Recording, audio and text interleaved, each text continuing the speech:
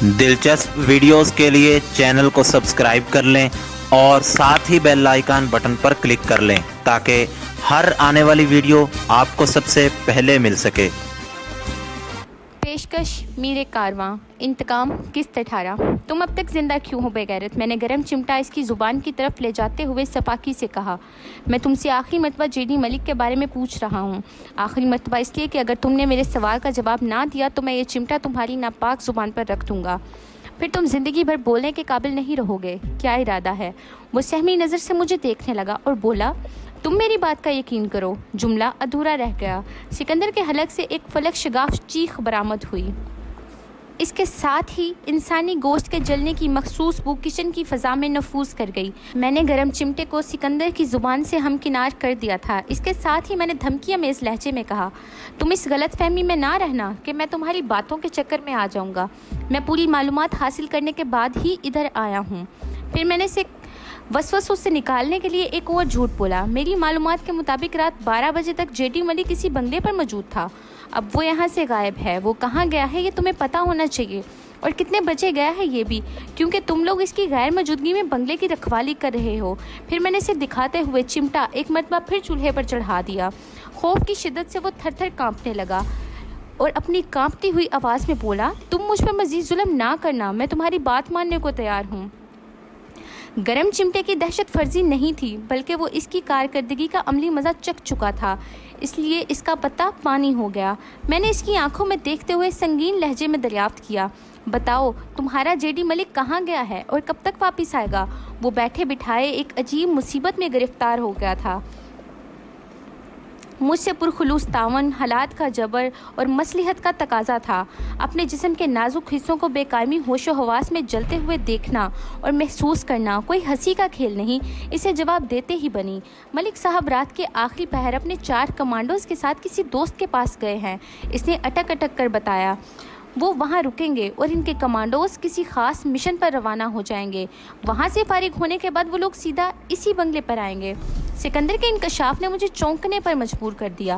میں نے اضطراری لہجے میں دریافت کیا، وہ لوگ کتنے بجے واپس آئیں گے؟ صحیح وقت کے بارے میں کچھ نہیں کہا جا سکتا، اس نے کمزور سے لہجے میں کہا۔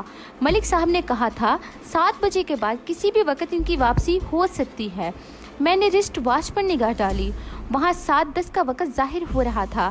اس کا مطلب یہی تھا کہ وہ لوگ اب تک میں آنے والے تھے۔ میری ظاہری اور باطنی حواس پوری طرح بیدار ہو گئے۔ میں نے تپتے ہوئے چمٹے کو سکندر کی آنکھوں کے نزدیک پہنچایا اور صفاقی سے پوچھا، تمہارا ملک اپنے 4 کمانڈرز کے ساتھ کہاں اور کس نوعیت کے مشن پر گیا ہے؟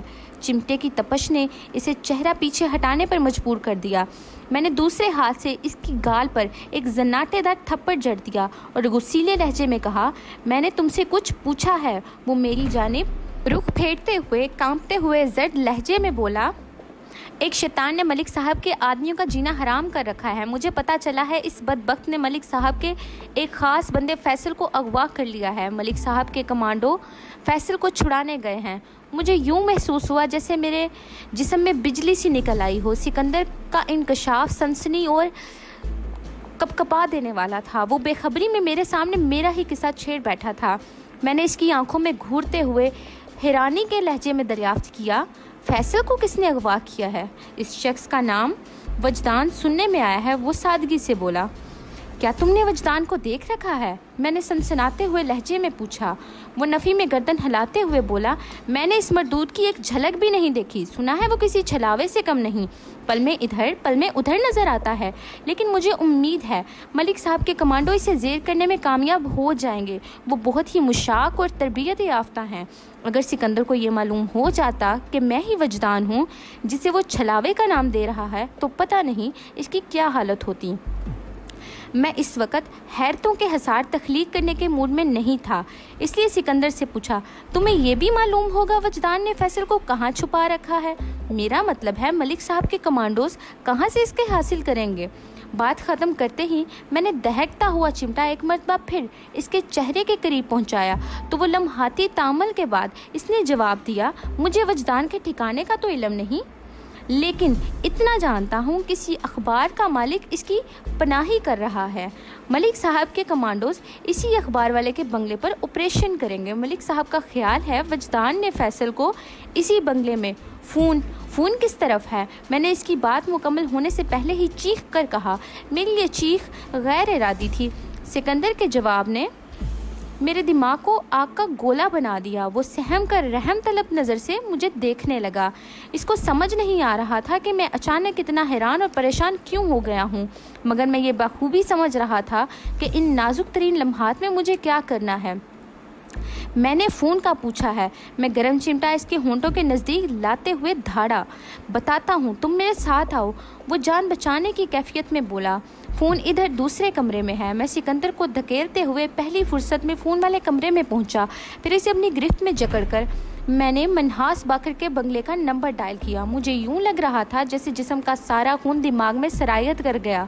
میری کن پٹیوں پر ہتھوڑے برس رہے تھے۔ ڈائلنگ کی تکمیل پر دوسری جانب گھنٹی بجی۔ مجھے ایسا محسوس ہوا وہ گھنٹی 1 سال بعد بجی ہو۔ میں اس وقت انتظار کے انتہائی اذیت سے گزر رہا تھا۔ میرے انتظار نے 1 سال مزید طے کیا اور دوسری گھنٹی بجی۔ پھر یہ سلسلہ چل نکلا، دوسری کے بعد تیسری، چوتھی، 5ویں، 6ٹھی۔ دوسری طرف کسی نے فون اٹینڈ نہیں کیا۔ میری وحشت عروج کو پہنچ گئی۔ اس طرح خاموشی کا ایک ہی مطلب تھا، اور وہ یہ کہ اس بنگلے کے مکینوں کو ہمیشہ کے لیے خاموش کروا دیا گیا۔ میں نے اپنے سینے سے درد کا ایک طوفان نکلتے محسوس کیا۔ ان کی موزوراندی میری نس نس میں چیخنے لگی تھی۔ وہ بہت ہی آزمائشی لمحات تھے۔ جے ڈی ملک نے میرے گرد و پیش زہریلی آتش کا حصار سا کھینچ دیا۔ مجھے اپنی جان ہتھیلی پر رکھ کر اس حصار کو بکھیرنا تھا اور اپنے دشمنوں کو فنا کے گھاٹ اتارنا تھا۔ میں نے دانت کچکچا کر ریسیور رکھ دیا۔ اس لمحے بنگلے کے باہر کسی ہیوی انجن والی گاڑی کے رکنے کی آواز ابھری۔ میں نے چوکنا نظروں سے اپنی گرفت میں پھنسے ہوئے سکندر کی طرف دیکھا۔ اس کے منحوس لب واہ ہوئے اور اس نے بڑے ہی واہیات انداز میں سرگوشی کی۔ لگتا ہے ملک صاحب کے کمانڈوز واپس آ گئے ہیں۔ اس سے پہلے کہ میں اپنی جگہ سے حرکت کرتا، گیٹ پر موجود گاڑی کا ہارن صبح کی خاموشی اور پرسکون فضا میں ارتعاش پیدا کرنے لگا۔ اسی لمحے ایک دھمکی امیز سرد آواز میری سماعت میں سرسرائی، ہینڈز اپ! اگر کوئی چالاکی دکھانے کی کوشش کی تو بھون کر رکھ دوں گا۔ میں نے بڑی شرافت سے دونوں ہاتھ اوپر اٹھا دیے۔ وہ سمجھا میں اس کے ڈراوے میں آ گیا ہوں۔ برآمدے کی پیشانی پر ایک بلب روشن تھا، تاہم میرے عقب میں ہونے کے باعث گن والا آدمی میرا چہرہ نہیں دیکھ سکتا تھا، جس کا مطلب تھا وہ وجدان کی حیثیت سے مجھے نہیں پہچان سکتا، اور بعد میں ایسی کوئی مہلت دینے کے موڈ میں میں بالکل نہیں تھا۔ کیکے کی خطرناک نال میری پشت میں پیوست تھی۔ مجھے خاموشی سے ہینڈز اپ ہوتے دیکھ اس کی ہمت بڑھ گئی اور وہ میرے انتہائی قریب آ گیا۔ میں نے ایک لمحے میں اس کا ارادہ بھانپ لیا۔ وہ جامہ تلاشی کے بعد مجھ سے نمٹنا چاہتا تھا۔ چپ چاپ کھڑے رہو، اپنی جگہ سے حرکت کی تو فائر کرنے میں ایک لمحے کی تاخیر نہیں کروں گا، وہ بڑے خطرناک انداز میں بولا۔ اگلے ہی لمحے مجھے اپنے وجود پر اس کے ہاتھوں کا لمس محسوس ہوا۔ دونوں ہاتھوں کی ایک وقت کی حرکات ظاہر تھیں۔ کلاشن اب اس کی گرفت میں نہیں رہی، اور امکان یہی تھا گن اسٹریپ کے سہارے اس نے شانے پر جھول رہی ہوگی یا شانے پر لٹکائی ہوگی۔ میرے لیے یہ اللہ دے اور بندہ لے کے برابر تھا۔ میرے دونوں ہاتھ ہوا میں بلند تھے۔ عقب میں موجود اس شخص نے جیسے ہی میری پینٹ کی سائڈ پاکٹس کو تھپ تھپایا، میں نے بجلی کی تیزی سے بازوؤں کو ڈاؤن کیا۔ اگلے ہی لمحے میرے ہاتھ اس کی کلائیوں پر گرفت حاصل کر چکے تھے۔ اس نے بکھلاہٹ امیز انداز میں اپنے ہاتھ پیچھے کھینچنا چاہے۔ میں نے اس کی ناف پر ایک ریئر کک مارتے ہوئے ہاتھ آزاد کر دیے۔ وہ ہوا میں اچھلا اور پشت کے بل ایک ستون سے جا ٹکرایا۔ اس کے ساتھ جو پیش آیا وہ اس کے ذہن و گمان میں بھی نہیں ہوگا۔ اس ٹکراؤ کے نتیجے میں اس کے حلق سے ایک دردناک چیخ برآمد ہوئی۔ کلاشن کوف اس کے کندھے سے پھسل کر دور جا گری۔ قبل اس کے کہ وہ گن تک رسائی حاصل کرتا، میں نے لپک کر اپنے قبضے میں لے لی۔ وہ اپنی پشت کو سہلاتے ہوئے اٹھ کھڑا ہو گیا اور بے ہوشی نظر سے مجھے دیکھتے ہوئے گھرایا، وجدان تم؟ لگتا ہے تم لوگوں کے پرائیویٹ باپ شعیب ولی نے تمہیں میرا حلیہ بتا دیا ہے۔ میں نے کلاشن کا رخ اس کی طرف موڑتے ہوئے کہا۔ اندر کتنے افراد موجود ہیں؟ اس کے جواب دینے سے پہلے ہی اندر سے کسی نے پوچھا، انیس یہ چیخ کیسی تھی؟ تم خیریت سے ہو؟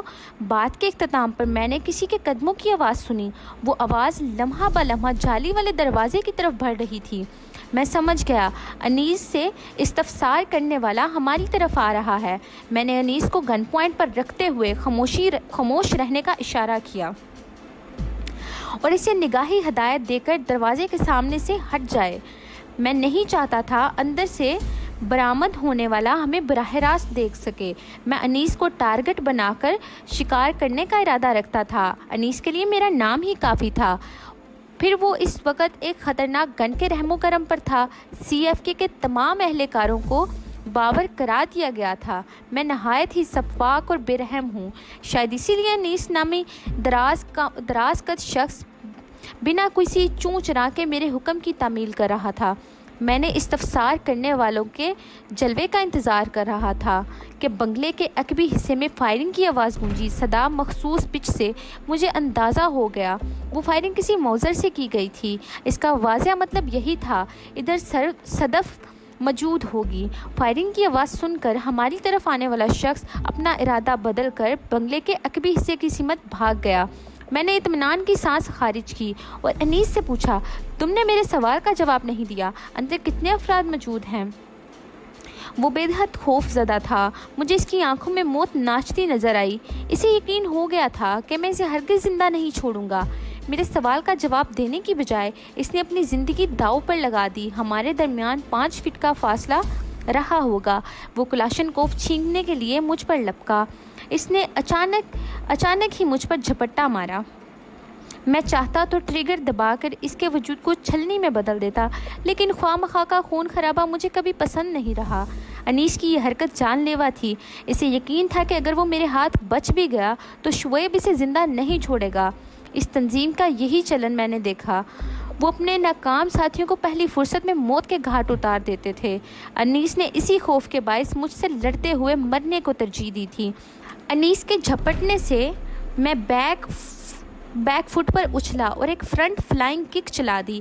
اپنی دراز قد کے باعث وہ بہت جلد ہی میرے قریب پہنچ گیا، لہٰذا میرے پاؤں کی ایک بھرپور ٹھوکر اس کی ٹھوڑی کو جا لگی اور وہ چیختا ہوا پیچھے کی طرف الٹا۔ اس کی زمین بوس ہونے سے پہلے ہی میں نے ایک فرنٹ پش کک اس کے پیٹ میں ماری۔ وہ جالی دار دروازے سے جا ٹکرایا۔ شاید دروازے کو اندر سے کنڈی نہیں لگائی گئی تھی۔ ٹکراؤ کے باعث دروازہ دھڑ سے کھل گیا۔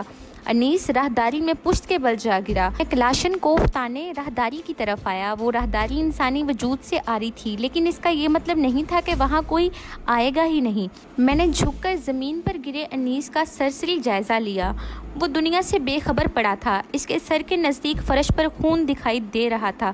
اس کا مطلب تھا انیس کی کھوپڑی کسی شدید ضرب کے باعث زخمی کی گئی تھی۔ میں اس کے اوپر سے پھلانگتے ہوئے محتاط قدموں سے آگے بڑھنے لگا۔ اس راہداری کی دونوں جانب کمرے بنے ہوئے تھے۔ میں ہر کمرے کے دروازے کو دھکیل کر چیک کرنے لگا۔ وہ سب اندر سے بند تھے یا پھر لاک تھے۔ راہداری کے اختتام پر واقع ایک کمرے کے دروازے کو جب میں نے دھکا دیا تو وہ نہایت ہی شرافت کا مظاہرہ کرتے ہوئے کھل گیا۔ میں اس کمرے میں داخل ہونے کا ارادہ کر ہی رہا تھا کہ دوڑتے ہوئے قدموں کی چاپ ابھری۔ میں دوسری سمت دیکھنے لگا جہاں سے دوڑتے ہوئے قدموں کی چاپ سنائی دے رہی تھی اور گن تانے اس طرف دیکھنے لگا۔ مجھے ایک لمحے سے زیادہ انتظار نہیں کرنا پڑا۔ دوڑنے والے دونوں افراد میری نگاہ میں آ گئے۔ ان میں سے ایک متناسب قد تھا، دبلا پتلا تھا، جبکہ دوسرا سیاہ مائل تھا۔ وہ بڑے گھبرائے ہوئے انداز میں راہداری میں داخل ہوئے تھے۔ پھر ان کی گھبراہٹ کا سبب بھی مجھے نظر آنے لگا۔ ان کے عقب میں 8 فٹ کی دوری پر صدف موجود تھی۔ وہ انہیں جیسے کھدیڑتے ہوئے وہاں تک لائی تھی۔ میں نے ان بھگوڑوں کو گن پوائنٹ پر رکھتے ہوئے حکم دینے والے انداز میں کہا، ہالٹ! وہ ٹھٹک کر رہ گئے۔ پھر جب سنبھل کر میری صورت دیکھی تو ان کے چہروں پر ہوائیاں اڑنے لگیں۔ ایک کے بعد ایک نے پلٹ کر دیکھا۔ وہاں صدف کمر پر ہاتھ ٹکائے پھیل کر کھڑی تھی اور وہ بے ہوشانہ نظروں سے دوبارہ مجھے دیکھنے لگے۔ صدف نے مجھے مخاطب کرتے ہوئے کہا، وجدان، میں نے جس حد تک بنگلے کو چھانا ہے، ان 2 کے سوا مجھے کوئی نظر نہیں آیا۔ تمہاری طرف کیا پوزیشن ہے؟ ایک بندہ ادھر راہداری کے سرے پر بے ہوش پڑا ہے۔ میں نے جالیدار دروازے کی طرف اشارہ کرتے ہوئے کہا، ہمیں ان بند کمروں کی تلاشی لینا ہوگی۔ ساحل کو یہیں کہیں رکھا گیا ہے۔ صدف نے گھرے ہوئے ان دو افراد کی طرف طنزیہ نظر سے دیکھا اور بولی، ہم ایک ایک کونا جھانکنے کی زحمت کیوں کریں؟ یہ قربانی کے بکرے کس مرض کی دوا ہیں؟ مجھے 2 بکروں پر اعتراض ہے صدف، میں نے سیاہ اور موٹے کی جانب مزاحیہ انداز میں دیکھتے ہوئے کہا۔ یہ تو مجھے کسی سانڈ سے کم دکھائی نہیں دیتا، صدف نے سلگتے ہوئے لہجے میں کہا۔ ان کے فرار کا انداز تو یہی بتاتا ہے یہ دونوں سانڈ ہیں اور نہ ہی بکرے، بلکہ انہیں بھیڑے کیوں نہ کہیں۔ اس نے دبلے پتلے شخص کی طرف انگلی سے اشارہ کیا۔ اس نے موزر سے مجھ پر فائر کیا تھا، وہ تو لائف جیکٹ کام آ گئی، ورنہ میں تو گئی تھی جان سے۔ اور یہ کالا سانڈ وہ سیاہ شخص کی طرف نفرت سے دیکھتے ہوئے بولی، میں نے اس کا پسٹل چھین کر ادھر لان کی طرف پھینک دیا ہے، اس وقت یہ دونوں نہتے ہیں۔ ان کے تیسرے ساتھی انیس کی گن میرے قبضے میں ہے، میں نے کلاشنکوف تھپ تھپاتے ہوئے کہا۔ اب ان دونوں کے پاس ہمارے حکم کی تعمیل کے سوا کوئی چارہ نہیں۔ میری بات ادھر ختم ہوئی، ادھر صدف کی لات چلی۔ اس نے دبلے شخص کی پشت پر ایک بھرپور سائیڈ کک ماری تھی۔ ٹھوکر کھانے والا اپنے ساتھی سے ٹکرایا اور اسے بھی اپنے ساتھ لیتے ہوئے زمین بوس ہو گیا۔ میں اچھل کر ان کے قریب گیا، وہ ایک دوسرے کے اوپر لدے تھے۔ آئندہ 1 منٹ کے اندر میرے پاؤں کی طوفانی ٹھوکروں نے انہیں ادھیڑ کر رکھ دیا۔ موٹے کا نام اسلم معلوم ہوا، جبکہ دبلا شخص موسیٰ تھا۔ ان کا تیسرا ساتھی انیس میرے ہاتھوں فرش نشینی کا مزہ چکھ رہا تھا۔ ایک طرح سے ہم نے بڑی آسانی سے اس بنگلے پر قابو پا لیا تھا۔ میں نے اسلم اور موسیٰ کی زبان کھلوانے کی بھرپور کوشش کی، لیکن وہ ٹس سے مس نہ ہوئے۔ ایک لمحے کے لیے مجھے یوں محسوس ہوا اگر میں انہیں جان سے بھی گزار دوں تو بھی وہ مجھے ساحل کے بارے میں کچھ نہیں بتائیں گے۔ وہ CF سے وفاداری نبھانے کی کوشش کر رہے تھے۔ صدف بھی صورتحال کا اندازہ لگا چکی تھی۔ اس نے مجھ سے کہا، وجدان، تم کسی طرح بند کمروں تک رسائی حاصل کرنے کی کوشش کرو، میں ان دونوں پر کام کرتی ہوں۔ اس کی بات میرے دل کو لگی۔ میں اسے موسیٰ اور اسلم کے پاس چھوڑ کر راہداری میں گھوم گیا۔ یہ راہداری کا آخری حصہ تھا۔ میں سب سے پہلے اس کمرے کی جانب بڑھا جس کا دروازہ کھولنے کے بعد مجھے اندر داخل ہونے کی مہلت نہیں ملی تھی۔ مجھے حیرت کا ایک شدید جھٹکا لگا کہ جو دروازہ بھڑا ہوا تھا مجھے اچھی طرح سے یاد ہے۔ میں نے دروازے کو پورا کھول دیا تھا۔ دروازہ خود کیسے بند ہو سکتا ہے؟ اگر اسے کسی شخص نے بند کیا تھا تو اس کا یہی مطلب تھا وہ شخص کمرے کے اندر موجود ہوگا۔ گویا ایک اندیکھا انجانا دشمن بھی اس بنگلے میں وجود رکھتا ہے۔ یہ خاصی خطرناک صورتحال تھی۔ میں نے پیچھے پلٹ کر صدف کو ایک نظر دیکھا۔ وہ مجھ سے 10 فیٹ کا فاصلے پر تھی، کام میں مصروف تھی۔ میں مطمئن ہو کر پر اسرار دروازے کی طرف بڑھ گیا۔ بند دروازوں کو بعد میں چیک کیا جا سکتا تھا۔ میں نے دروازے کی دراڑ سے لگ کر کمرے کے اندر جھانکنے کی کوشش کی۔ کمرے کے اندر خاموشی اور سناٹے کا راج تھا۔ میں نے ایک فوری فیصلے پر پہنچنے کے بعد دروازے پر پاؤں کی ٹھوکر رسید کی اور کمرے کے اندر پہنچ گیا۔ وہ ایک بیڈ روم تھا۔ میں نے اس کی آرائش سے اندازہ لگایا۔ وہاں 2 افراد کی شب بسری کا بندوبست کیا گیا تھا۔ میں نے ایک لمحے میں چوکنا نظر سے کمرے کا جائزہ لے لیا۔ ہاں، مجھے کسی شخص کے آثار نظر نہ آئے۔ مجھے بہت مایوسی ہوئی۔ نتیجہ میری توقع کے بالکل برعکس نکلا۔ مجھے امید تھی وہاں کوئی دشمن ضرور چھپا ہوگا، لیکن نہیں، میری توقع رائگاں نہیں گئی۔ میں الٹے قدموں کمرے سے نکلنے ہی والا تھا کہ میری پشت پر ایک زوردار لات پڑی۔ میں منہ کے بل آگے کو گرا۔ میرے سامنے ایک بیڈ بچھا تھا، میں سیدھا اس پر گر گیا۔ کلاشنکوف میرے نیچے دب کے رہ گئی۔ تم اس وقت میرے نشانے پر ہو، لہٰذا گن کو چھوڑ کر کھڑے ہو جاؤ۔ مجھے اپنے عقب میں ایک پھنکارتی ہوئی آواز سنائی دی۔ یہ وہی شخص تھا جس نے ایک لمحہ پہلے مجھے دھکا دیا تھا۔ شاید وہ دروازے کے پیچھے چھپا کھڑا تھا، لیکن اب شاید اور اگر مگر کا کوئی سوال نہیں تھا، اس لیے میں نے کسی پس و پیش کے بغیر اس کے حکم کی تعمیل کر دی۔ گھوم جاؤ، اس نے ٹھہرے ہوئے لہجے میں کہا۔ میں گھوم گیا۔ اسی لمحے مجھے پتہ چلا دھکا دینے کے ساتھ ہی اس شخص نے کمرے کا دروازہ بھی بند کر دیا ہے۔ وہ ایک صحت مند اور چاقو چوبند شخص تھا جو مجھے تیز نظر سے گھور رہا تھا۔ اس کے بائیں ہاتھ میں اشاریہ 3 کا ایک خوبصورت ریوالور چمک رہا تھا۔ میں نے اندازہ لگایا کہ وہ لیفٹ ہینڈڈ تھا۔ کون ہو تم؟ میں نے اس کی آنکھوں میں جھانکتے ہوئے سوال کیا۔ واہ بھائی واہ، وہ مزاحیہ انداز میں ہنسا۔ الٹا چور کوتوال کو ڈانٹے، یہ تو مجھے پوچھنا چاہیے تم کون ہو، لیکن میں نہیں پوچھوں گا۔ جانتے ہو کیوں؟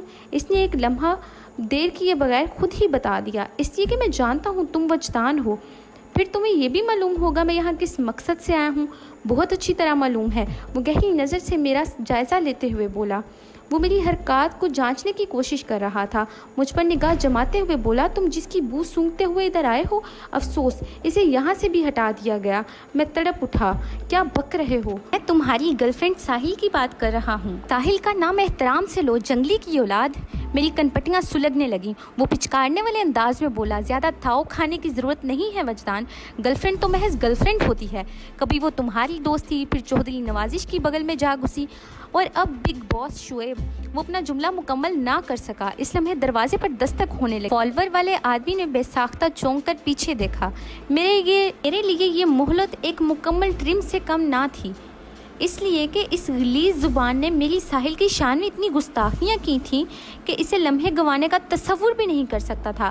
میں نے کسی شکاری باز کی مانند غوطہ لگایا اور سیدھا ریوالور والے آدمی کے اوپر آ رہا۔ اس نے خود کو سنبھالنے کی کوشش کی، مگر میں نے اسے موقع ہی نہیں دیا اور وہ ناکام ہو گیا۔